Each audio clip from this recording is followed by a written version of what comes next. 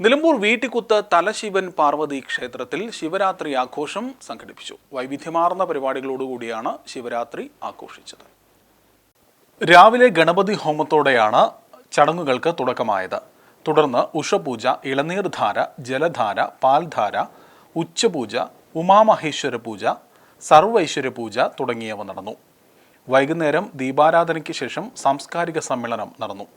നഗരസഭാ ചെയർപേഴ്സൺ പത്മിനി ഗോപിനാഥ് ഉദ്ഘാടനം ചെയ്തു.